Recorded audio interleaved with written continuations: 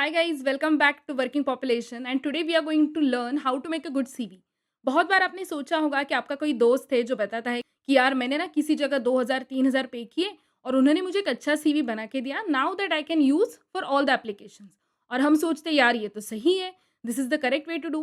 But let me tell you, CV is a document which is evolving all the time because every month you are learning something new.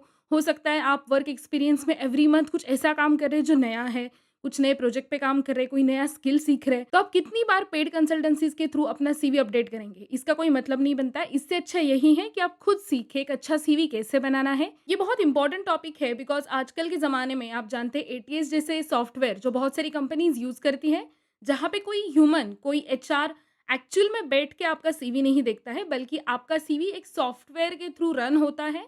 सो बहुत सारी चीज़ें जो आपने mention करी है, आपको लगता है स्पेशल है, हाइलाइटिंग है, हो सकता है उन्हीं चीज़ों की वजह से आपका सीवी फर्स्ट स्टेज पे ही रिजेक्ट हो रहा है। So let's try to understand today how to make a good CV. तो सबसे पहले आता है हेडर, जो कि सीवी के सबसे ऊपरी हिस्से को बोला जाता है, जहाँ पे आप आपकी पर्सनल डिटेल्स मेंशन करेंगे, जैसे कि city, state, your phone number, email ID, professional email ID. Let me tell you, please mention the professional email ID. I have seen many CVs जहाँ पे हम सबके पास एक ऐसा ईमेल आईडी होता है जो हमने बचपन में या फिर टीनेज में शुरू किया था, बहुत वियर्ड, बहुत अजीब। तो वो यूज़ मत कीजिए आपके प्रोफेशनल सीवी में। एक प्रॉपर प्रोफेशनल ईमेल आईडी आपको मेंशन करना है और एक ऐसा जो आप कंटिन्यूअसली चेक करते हो इन केस अगर कंपनी डिसाइड करे they want to call you back for the interview, you should get the message immediately.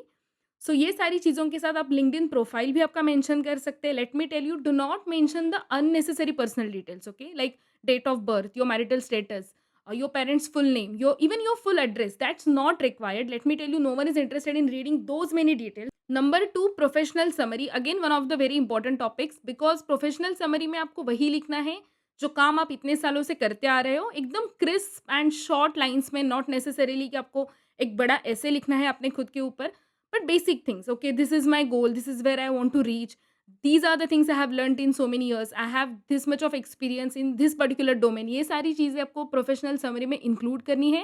Make sure you do not add the unnecessary things, like मैंने recently एक project किया and everything, because you will get chance to highlight those thing in the next part of the CV. I have seen many CVs जहाँ पे summary में ही लोग सारी information mention कर देते हैं, it becomes too lengthy to read for anyone. Number 3, key skills, again one of the very important parts because मैंने देखा है की स्किल्स में आपको सिर्फ और सिर्फ आपके प्रोफेशनल की स्किल्स मेंशन करने हैं।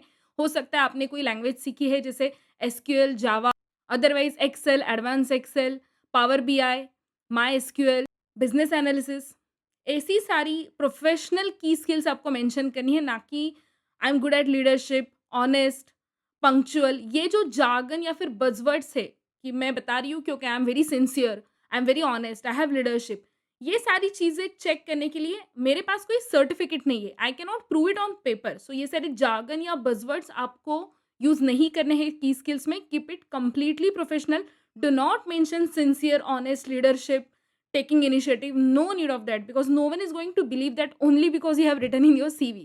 Number 4, work experience, again one of the major parts because इसी के ऊपर कंपनी डिसाइड करेगी if you are correct for the job।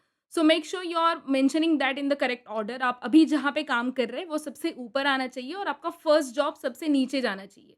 तो आपको कैसे मेंशन करना है? With the name of company, your designation and the duration, that should be mention first and then the bullet points के भाई आप मेंशन कर सकते हैं कि कौन सी सारी रिस्पॉन्सिबिलिटीज आपने ली, कौन से सारे प्रोजेक्ट्स आपने कंप्लीट करे। Again try to understand, always remember that you have to put all your experience and everything maximum in 1 or 2 pages, okay? CV, biodata, resume, इन तीनों चीज़ों में बहुत सारा डिफरेंस है। CV is usually 1 or 2 pages, resume is little lengthier, mostly used for jobs as well, and biodata is completely different। Biodata is like your personal details, your literally your birth timing, birth details and all of that, which is not required at this point if you are applying for the jobs। So always remember, आपको सारी information 1 या 2 pages में ही summarise करके लिखनी है। And when I am saying summarize, it does not mean कि आप बहुत सारी चीज़ें डिलीट कर दो, I am not saying delete it, but make sure कि आपको पता होगा 100 वर्ड की मेरी जो खुद के बारे में इन्फॉर्मेशन है, मैं शॉर्टन करके 50 वर्ड्स में कैसे डालूंगी, और उसके लिए बहुत सारे सॉफ्टवेयर्स अवेलेबल है, आप उसका हेल्प ऑफकोर्स ले सकते हैं। Number 5, education. If you are applying for the jobs and you already have the experience of 2 years, 3 years, or even 5 years, 10 years, 15 years, please let me tell you that you do not mention all your education backgrounds like 10th standard, 12th standard, you are just required to mention the highest degree that you have. For example आपने 10th करा, 12th करा, उसके बाद आपने bachelor of mechanical engineering में आपकी degree करी है, तो you only have to mention your bachelor degrees details. Okay, do not mention the 10th standard, 12th standards result and college names and very good in English and all of that, because it is not necessary. Abhi let's try to focus what are the things you should definitely not mention. Okay, date of birth, photo, as I have said, if required and if you have the professional photo, then you can think of maybe displaying it in your CV, but not necessarily. अभी वो trend चला गया है, तो आप सिर्फ photo attach करें, इसलिए आपको कोई स्पेशल एज नहीं मिलने वाला है. Date of birth, your religion, your marital status, your full address. और I have seen many CVs जहाँ पे लोग नीचे एक लाइन लिख देते, I hereby declare all the information is true. I just don't understand, it is my CV. If I am mentioning anything, how does it make sense? I am no one to certified my own things. Okay, और भी कई सारे rules है जो thumb rules आप कह सकते हैं कि कहीं लिखे नहीं गए हैं कि CV इसी तरह से बनाना है, but that's just how it works. For example, do not put too many colors in your CV. I have seen some CVs with orange color, yellow color. Just because it is your favorite does not mean that you should mention that in your CV. So always keep your CV very simple. You can use black, white and maximum blue, because these three are considered as the professional colors. Also about the fonts, always keep it simple. Calibri या फिर Arial font आप use कर सकते हैं. No need of using some fancy fonts. CV भले ही आपका है, लेकिन आप वो बना रहे हैं किसी और के लिए, कि कोई और सामने वाला पढ़े समझे कि ओके ये इंसान है, इसका इतना एक्सपीरियंस है, is a good person, I should call him और हर फॉर द इंटरव्यू. तो आपको वो ईजी टू रीड बनाना है. Okay, it's not your fancy project जिसमें आप सारी चीज़ें, जो भी आपको एडिटिंग आता है, जो भी आपको फॉन्ट्स अच्छे से पता है, वो सारा कुछ यूज़ कर दे. तो ये कुछ बेसिक्स थे how to make your CV. I hope you have liked this video. If you have enjoyed, then please like, share and subscribe to my channel. It's a new channel, so I would appreciate all the love, care and appreciation that comes my way. And please stay tuned for the next video.